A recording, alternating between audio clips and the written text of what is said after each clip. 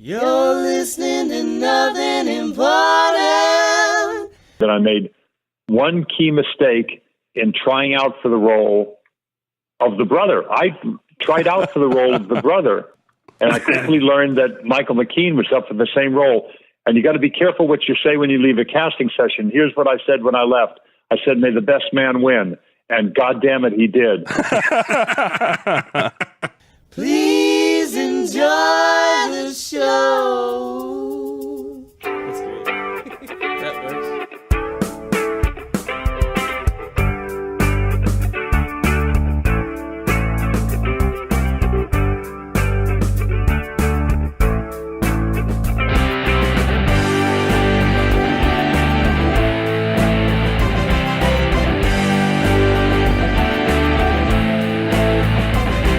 Ladies and gentlemen, welcome to the Nothing Important podcast. Insert witty tagline here. My name is Brian, and with me, as always, is... I don't have anything clever to say, Dave. Dave, how you doing this evening? Something clever in response. Thank you, sir. So, kind of an interesting show tonight. What's kind of funny is we've been experimenting with this blab thing, and so it seems to be working out pretty well. And I guess from every Thursday, we're going to try to watch episodes of The Unbreakable Kimmy Schmidt and record it, correct? That is correct. All right. So if you're around, check our Twitter on Thursday evenings and hang out with me and Dave as we watch an episode of The Unbreakable Kimmy Schmidt. We will record it as we discuss it and other random bullshit that comes up, just like you were hanging out with your friends on the couch. And we'll post it. It's kind of a lot of fun. It was a fun experiment last week, and it should be a fun experiment this week, right, Dave? That is correct. Just to clarify, we're going to watch it as we record. So if you join us, pull up the episode. We'll be on episode 2 this week, and have it ready to go because we're going to watch it while we talk. And we're not going to have the audio on our podcast because that's illegal as shit. But we're gonna. It's just like you're gonna be hanging out with your friends watching the show together. So we'll probably don't even talk about the show that much, and then we'll have to rewatch it on our own. Right? Yeah, because like when you're at home and you're watching a movie with your buddies, like you never fucking talk about the movie really, like here and there, but you just talk about random bullshit. Right? Something in what you're watching will start a conversation. So we're it's almost like cheating. We can't think of our own topics, so we're gonna use the show to come up with topics to talk about. Exactly. So it's kind of an interesting show tonight for a couple reasons. Dave, you can see me on camera, but other people can't. I am currently in the Hilton on Michigan Avenue in downtown Chicago. I'm on the 12th floor, and that means that my house, where I actually pay rent and reside, is exactly 1.5 miles to the west. Well, the funny thing is that you're in the Hilton, but all that I can see is your face because of the webcam. But even your face looks fancier. Oh, well, thank you. I feel quite fancy, but I am here for work right now, and it's pretty funny to me that I had to stay here, even though I could have slept in my own bed like a 10-minute drive from here. Well, I have to sleep here at the Hilton. So you know how budgets work. You have to spend all the money in the budget, or you don't get the money next year. Exactly. So we're actually waiting to call somebody we've been trying to get on for a little while. Pretty big name. And once again, I don't want to say it because I'm going to jinx it, and then he's not going to answer his phone. But we will be calling our special guest here pretty shortly. In the meantime, Dave, I live in an area of Chicago called Ukrainian Village. It's kind of a bigger neighborhood. There's like maybe 50,000 people that live in the neighborhood. And as such, on Facebook, they have like a neighborhood watch group, right? So it's like Ukrainian Village neighborhood watch group. And it's like all the gossip from the neighborhood, which is pretty funny. Like, for example, last night, my wife and I, we were sitting in our backyard. She was drinking wine. I was having a couple beers. And we just hear like pop, pop, pop in the background, right? Like just somewhere from within the city. So my wife looks at me and she says, is that gunshots or a firework? Because it's weird because like living in Chicago, that's a real issue now is it fireworks, which happens all the goddamn time. I don't know why these people are setting off fireworks randomly, or it is gunshots because that also seems to happen in Chicago quite frequently. Frequently. So anyway, So I look on this group and people are debating, like I think it was fireworks. And I'm like, well, it sounded to me like fireworks because, anybody that shot a gun, there's like a distinctive like clack, because there's like the bang of the gunpowder and then there's like a distinctive click from, from the mechanism. I don't know. It's a distinctive crack. You hear the gunpowder explode and you hear the crack because it's the bullet breaking the sound barrier as it exits the chamber. So it's like a mini sonic. Anyway, that's what kind of group. It is a sonic boom, a la Guile from Street Fighter 2. My favorite. Exactly. My favorite. Exactly. So just to show, that's what kind of group it is. It's pretty instantaneous. So there's this woman who lives in our neighborhood who I refer to as a porch sitter lady, not because I'm making fun of her. It's just I don't know anything to know her by. Like I've lived here for 5 years, and this woman daily will walk from house to house, sit on the porch for a few moments, walk to the next house, sit on the porch for a few moments. She doesn't really speak all that much. Either that or she's really quiet, but my daughter loves her and is kind of fascinated with her.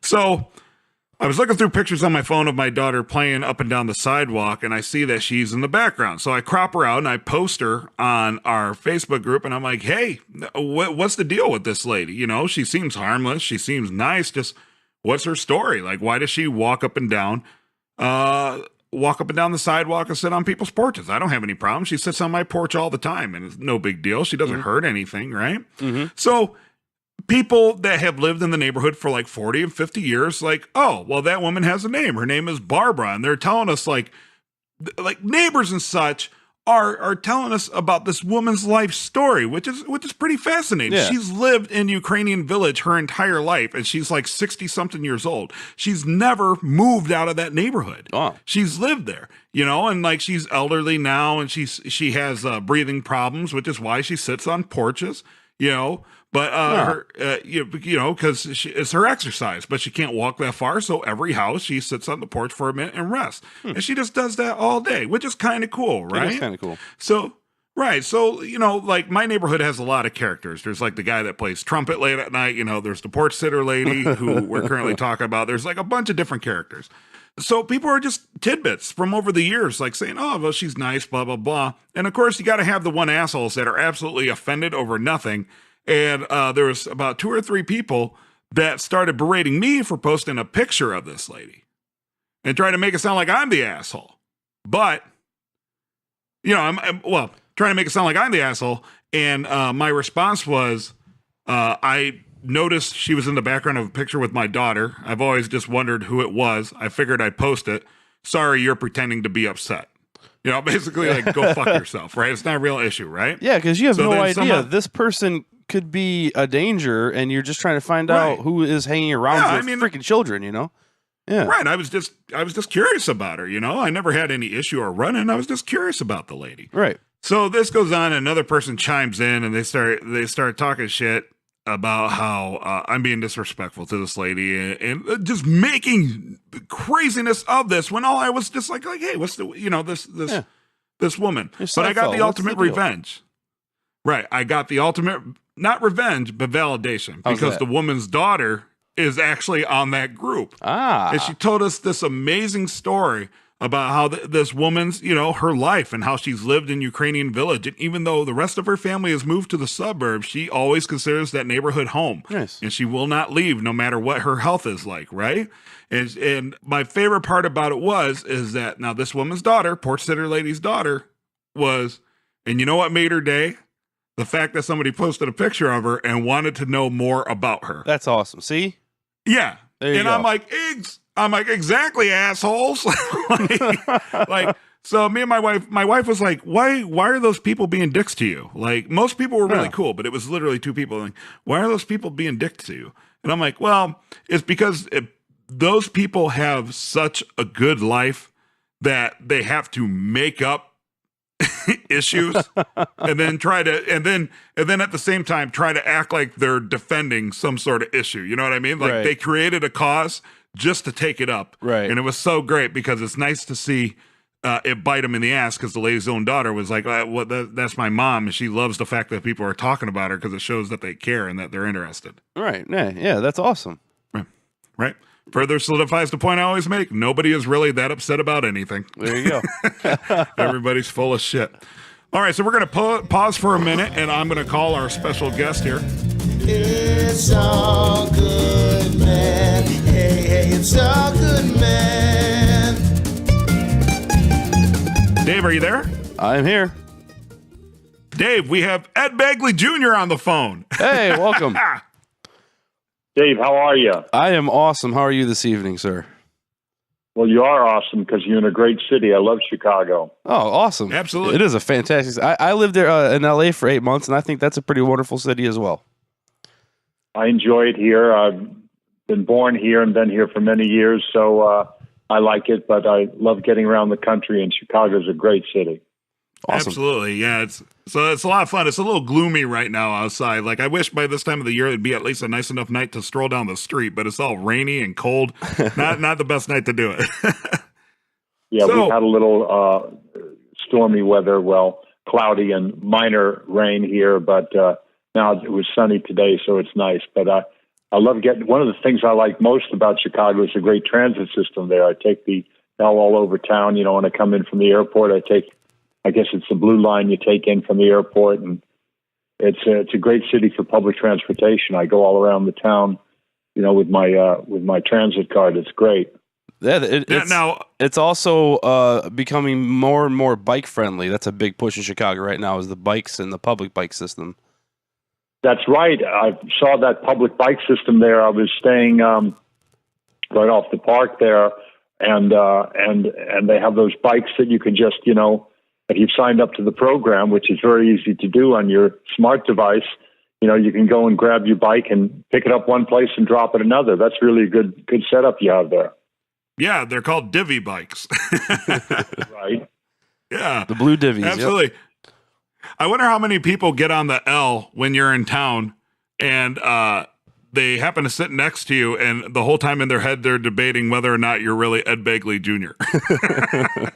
Well, that's got to be a really low position in the totem pole, an Ed Begley lookalike. I don't know how much cachet that has. I don't know, man. You're a legend. You've been on so many things. Your career has been so long and so prolific. And Dave and I, when we were prepping to start the show, we were amazed. We're like, holy crap, he's been in a ton of things. How do you stay so busy and for so long and you're not absolutely exhausted? I'm just lucky to still be working. I'm 66 now, and I started when I was 17. So next year it'll be 50 years that I've been working in the business, and I just feel grateful every day. I'm still working on good shows, TV shows like Better Call Saul, and movies like the Chris Guest movie I just did, and I'm just very, very lucky to keep working. That's Better Call Saul. As you know, Dave and I, we also have the It's All Good Man podcast where we talk about Better Call Saul. And I got to be honest, your character was one of my favorite new characters of this year. Well, I love this show. I'd be a fan whether or not I'm on it. I'd watch the first season having no notion whatsoever that I'd be on it, and then the second season I like even more than the first, if that's possible. It's so good. Michael McKean is so good. Yes. That part is his brother. Bob is wonderful. Ray is great. That wonderful actress, Ray, who's a female lead. Patrick Fabian. Everybody. They're just so good. And my God, Jonathan Banks is just one of those guys like me that's been doing it a long time. And what a great role he found there, written by the genius Vince Gilligan, and him and Peter Gould doing this show. Again, you think, now, how are they going to, forget about top, how are they going to equal Breaking Bad? You can't. Lightning does not strike twice like that. And they did it. Better Call Saul is a terrific show in its own right. And these guys are just great master storytellers, masters. And it's awesome hearing you talk like that, because without exception of the many, many people we've interviewed from the show, everyone raves about it. They love the show. They love the people. Obviously we were interviewing and talking about it, so no one's going to be negative, but you can tell it's authentic. Like, everybody really seems to enjoy this. I can't even think of the word about this great program. It's killing it. Well, it starts from the top. Vince Gilligan is a master storyteller. The way that he hooks an audience in. Me, from the first episode of Breaking Bad, you see pants flying through the air, right? You know, and then a motorhome blasts by. You go, what the hell does that mean? I want to, you know, I'm in. I want to learn more. What does that mean? How do we get to this point? A little kid's doll floating in the pool with a little eyeball floating around beside it, a charred child's doll. What does that mean? Start guessing what you think that means, and then you find out what it means. You're just hooked. He knows how to hook you in and tell a great story visually and with a spoken word. He's amazing. Absolutely. Yeah, exactly. And that last scene that you had with Bob Odenkirk, where you essentially fired him from Davison, Maine. Man, that was I got to tell you, that was a great scene, and that by far was one of my favorite scenes of the entire season 2. Because I guess, to use Dave's word that he just used, it, like, the way you portrayed the character and his absolutely befuddlement at Jimmy McGill, it came off as so strong and genuine. It's everybody loves Jimmy in the show, but then, like, your character and the way you deliver your character's line, I think everybody was watching, like, was just perfectly reminded how much of an asshole Jimmy McGill actually is. I know. I felt that reading the script, and you never know how it's going to play, but it's so wonderfully shot and wonderfully directed. They get top directors to work on the show. And so, it turned out very good. I was very happy with the work, and they know how to write stuff that's authentic, Yeah. I've met guys like, Clifford Maine and, Santa Fe lawyers, very kind of groovy guys, but when you rub them the wrong way, when you betray them, as Jimmy did, they get real serious real quick. And and Peter and Gordon, this wonderful story editor Gordon, who wrote that episode, I believe, they're just great. Peter Gould and Vince Gilligan and Gordon, they write one great episode after another. Yeah, absolutely. I would totally agree. To go back, what we kind of touched on at the beginning of our conversation, talking about how long you've been doing it and how many things you've been in. You're okay. Like, I'm looking at your Wikipedia page as we speak right now, and it's just so much stuff. I look at him like, oh my God, he was in that. That's amazing. Like, to me, I love the fact that not only were you in Batman the Animated Series, but you were in Batman Beyond. I know. I'm very, very lucky to be in all these projects. My dad was an actor, so I was around it from the earliest age. I think if my dad had been a plumber, I'd be fitting pipe now. I just wanted to do what he did. And, I got a shot finally in 1967, having hung around on sets and tried to get a job. Had no clue what I was doing. Didn't think I needed to train. I thought, well, I'm charming. I can be an actor. You just talk, right? Had no idea what skills are involved. I finally took some classes in 1966. So then 1967, by no coincidence, having finally gotten just a modicum of training, I got a job and then kind of learned as I was doing it. Still didn't know what I was doing, even though I was beginning to work, and finally figured it out. And by the time St. Elsewhere came along, I was able to rise to the occasion of truly good material on that medical show in the 80s and try to do justice to the great words written by those wonderful writers. It's just amazing. Do you have a role that's been your favorite role, or like one that particularly sticks out to you? Well, I guess you should, to be fair, give points for the quality of the work and then the duration. Given the longevity of that one job, St. Elsewhere, that's probably, one of the best jobs I've ever had. Having said that, even though it's a small part and just a matter of, a few weeks' work, the movie The In-Laws with Peter Falk and Alan Arkin, I just saw it again, so it's fresh in my mind, guys. And I'll tell you, it holds up so good. It's such a good movie because the acting is so good. They're not playing it for laughs. They're two good actors that are wonderful comic actors and dramatic actors.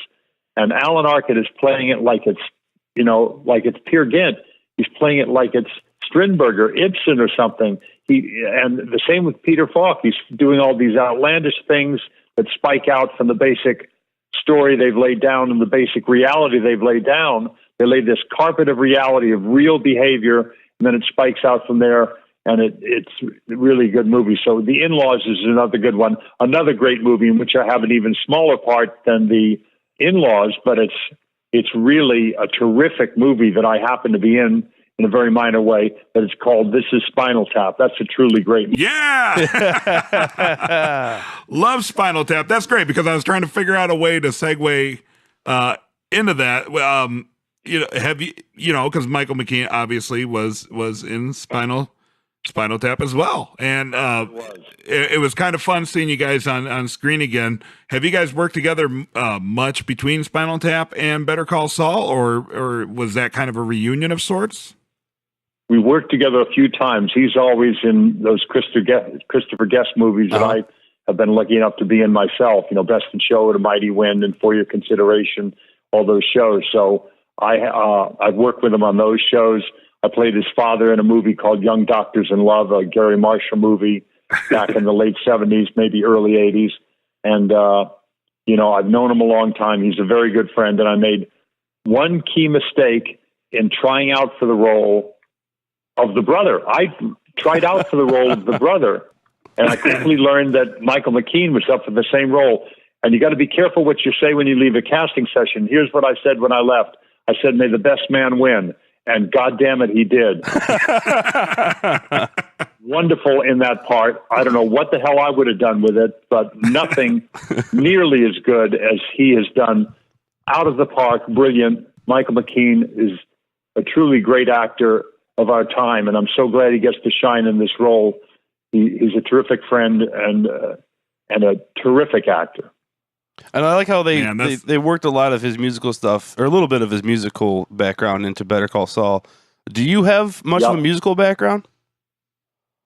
I'm a former drummer. I don't play much anymore, but Michael is a really highly, highly skilled guitar player. They have him playing the piano, which he can play well, but he's really a great guitar player. So I probably could have faked it a little bit better on the piano.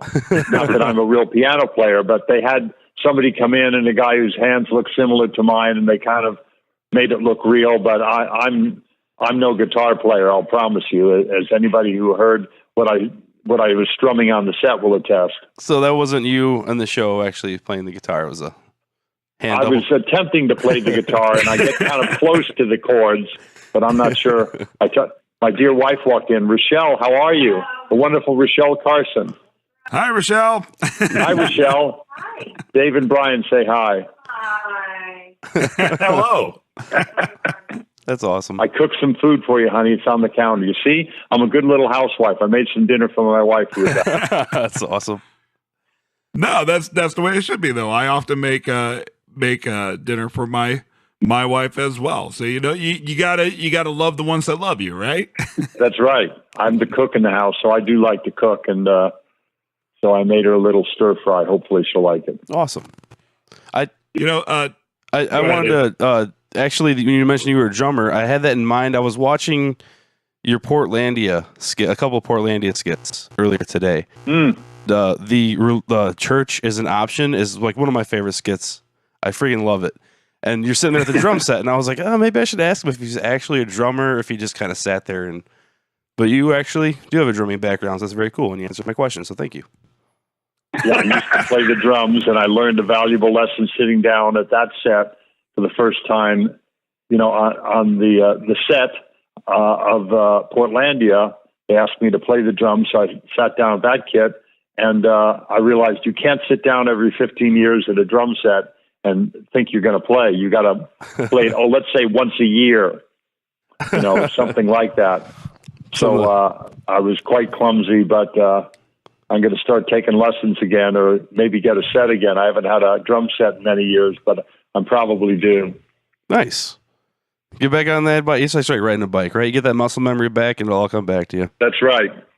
Dave and I had a bet during again, going back to that final episode with you in Better Call Saul, where Erin, I guess she was like an intern or a paralegal or something like that. She was really adamant about the recycling of putting the aluminum can in the recycling bin as opposed to putting it in the garbage can. And I was like, well, Dave, Ed Begley is an environmentalist. I'm like, I bet he put that in there. I guess just kind of wrote that into the scene. Did you have anything to do with that? Nothing whatsoever, though. I'd love to take credit. I cannot. They did that in the script, and they do it on the set. They have a very real recycling that's quite, well set out for ease of everybody in the set doing it. They do all kinds of other green measures. They gave everybody a permanent water bottle, so we're not having a bunch of plastic water bottles floating around, single-use plastic and what have you. They're very good in an environmental sense on that set in every way, trying to save fuel here, low wattage lighting, energy efficient lighting, all kinds of different ways that they do things. Sending you, instead of a script, they send you a PDF file, so you have it in that way to save paper. It's a very green set, and I got to credit Peter Gould and Vince Gilligan for doing that. It wasn't me. They put it in the script, and they make it real on the set. That's awesome. That's good. I think my theory was that they had done that because you're an environmentalist, the writers had thrown that in there. They might have. There might be a little homage to my alter ego, to my other life. That might be so. That's fantastic. You have a movie coming up with Seth Rogen, right? I did a TV pilot with Seth Rogen and Evan Goldberg. Right. It's called Future Man, starring Josh Hutcherson, and Seth and Evan directed it. Very funny script called Future Man. So I'm looking forward to that. That'll be on Hulu. So you'll hear more about that soon. And those guys are so talented. I work with them on Pineapple Express, of course. And that's right. Right on. I had forgotten that. Oh man. Big fan. That was a weird segue on my part, but I have I'm going to go ahead and give him a shout out. There's a gentleman who works in LA who helps us book guests sometimes. His name is Chris, and every once in a while when a guest agrees to be on our show, I'll text him and I'll say, hey, this person is coming on. And I said, Ed Begley Jr. agreed to be on our show. And he said, whoa, no way. That's like one of my all-time favorite actors. And he's like, ask him about the Seth Rogen project. So I apologize for the weird segue, but I just really wanted to give him props and put that out there. Chris is a great guy. And I guess I'm just expressing to you that you are one of Chris's favorite actors. I'll give him my best. I hope to meet him one day. Absolutely, he's a really, really great dude. Absolutely solid guy. So and he's killer at karaoke. Yeah, killer at karaoke. I'll look for him at the karaoke bars. Do you do karaoke? Never. I can't sing a note. If you did go to karaoke, what would be your karaoke song? Oh God, I did it my way. Maybe I could take my way through it. I'm not sure. Good choice. Good choice. Yeah, not a bad choice. Mine is Hold On by Wilson Phillips. Hold On is a great song. I'm a big Wilson Phillips fan. Exactly. Hold On is an amazing song. We'll have to do a cover of it. We do covers of female songs for our podcast. Sometimes we call it that time of the month. We'll have to do the Hold On cover. That's great. Well, Ed, thank you so much for chatting with us this evening. It's been so much fun and an absolute pleasure. I hope we can do it again sometime. And I'm hoping that they find some way to write you back into the third season of Better Call Saul. That would be Me awesome. too. I'll go on that set for any reason. I'll come and do craft service just to be around those guys. I'm the biggest of fans. So thanks for letting me talk about that show and some of those other fine movies and TV shows. And you guys have a great night in the beautiful city, Chicago. All right, Ed, thank you so much. Ladies and gentlemen, Ed Begley Jr., thank you. Bye. Thank you. Bye.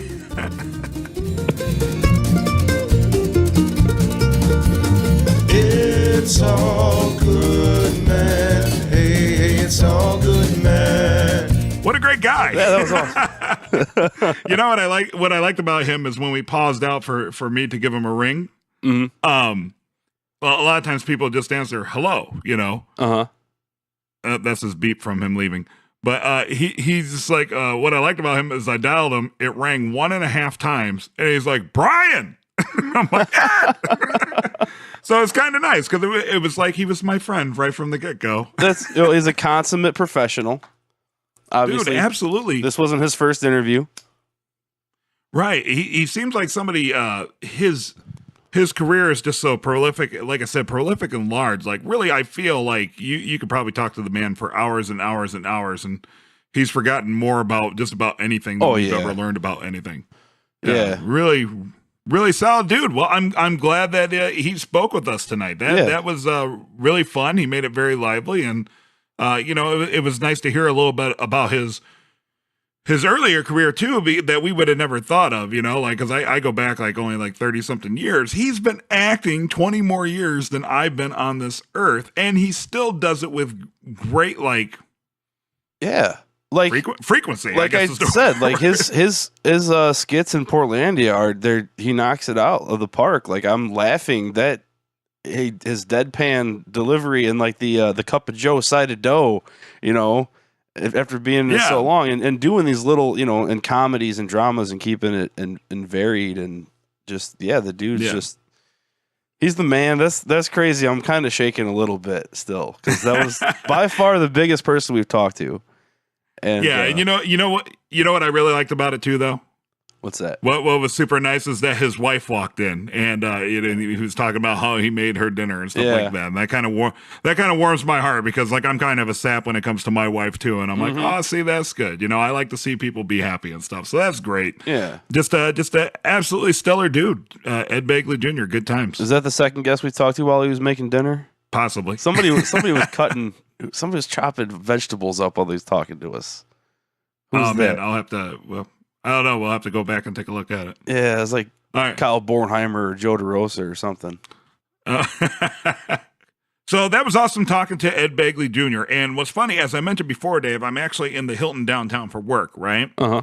So we had like a day of meetings and speeches and presentations and all this stuff about the state of the company, where the company's going 5 years from now, award banquets and a dinner and all this bullshit. And so afterwards, everybody's going to like a bar here in the restaurant to hang out and drink, just so we can all be hungover for the fucking 7:30 a.m. meeting that we have tomorrow morning, right? And my boss is like, Brian, hey, we're going to this bar, right? And I'm like, yeah. I'm like, I will be there around like 11 o'clock. And she's like, yeah, but we're going there at like 9. I'm like, I know, but I'll be there like at 11. See you then. And she's like, why? And off my head, not even thinking, I said, oh, because I have a phone interview at 10:30. And she just stops dead in her track. Because nobody knows I do this. I don't talk about it at work at all. And she looks at me and I'm like, oh, no, not like a job interview, because first off, who would do a job interview at 10:30 at night? Right. But I'm like, not a job interview. It's this other thing I got going on. And now this drew like attention because there is literally like 400 people here. It drew attention from all these people I meet because now I look like a blustering fool, and I'm like, it's not like it's this thing I do. And everybody's looking at me, and there's like, because I get animated when I talk, and I like to try, I'd be silly. I just picture you dropping your head and be like, I host a podcast. Yeah, that is exactly what happened. So all these people are looking at me, and I just go, okay, here's the deal. I do a podcast. People listen to it. I'm fucking calling Ed Begley Jr. And people laughed. And then that was like funny, right? Like it was like, oh, okay, like what a random celebrity he would say that he's calling. He's doing his little dorky podcast, probably going to talk about like video games and shit like that. Right. But no, joke's on them. I was really talking to Ed Begley Jr. So joke's on them. But good times. I'm glad Ed called in. It's so good, Dave, to be doing the Nothing Important podcast with you once again. Of course, we're also going to post this over at It's All Good Man because, he was a part of Better Call Saul. But awesome having Ed Begley Jr. on Nothing Important. I got some kick-ass people coming up, and I totally want to be like a radio show or like a TV show and be like, next week on Nothing Important, this guy talking to us assholes. But I can't do that because just by nature of when we have to record and the randomness and it's not live. And we've been burnt before, not because anything bad, but just because somebody more famous will want the same person at the same time we do. And anybody who would fucking do us over somebody more famous or like with a huge syndicated radio program or something is a fucking moron. Like, right? Like, nobody's going to be like, oh, I can't go on Howard Stern because I'm going to talk to Brian and Dave. And I'd be like, motherfucker, go on Howard Stern. Yeah, exactly. What the fuck is wrong with you? You know, like, fuck us. Like, so anyway, it's good to be back in the saddle. We're going to have an absolutely awesome second run here, I guess, of nothing important. We're going to keep getting people on It's All Good, Man. We're going to keep doing the live Tuesday showings of Thursday. The Unbreakable Thursday, the live Thursday showings. Wait, of the Unbreakable. Say it again with not a weird emphasis on Thursday. Okay, we're going to do the live Thursday, not a weird emphasis. What the fuck are you talking about? Okay. Because you went live Thursday showings. Just say, we're going to do the live Thursday showings. I got to say, okay. Live Thursday showings of the Unbreakable Kimmy Schmidt on Blab. Check out Facebook and Twitter for the link to those things as they come up. And let's have a good time and try to talk to some cool people. I think that is a solid plan, my friend. I think it's very attainable. I'm super excited about it. You know me, I don't sound excited, but I am super excited about it. And yeah, man, let's get this hiatus over with and get back on track. Right on. So since I have a bunch of work people to meet downstairs and I already have my suit off, I'm going to put my flip-flops on, my Ninja Turtle t-shirt that my daughter got me for Christmas, and I'm going to go hang out at this fancy-ass bar with a bunch of coworkers and my boss. Dave, you can stop recording now. Be sure to follow Nothing Important online at nothingimportantpodcast.com. Find us on iTunes, on Twitter at NotImportantPC, and you can also find us on Facebook. Nothing Important is recorded with help from Third City Sound in Joliet, Illinois. Thanks for being awesome.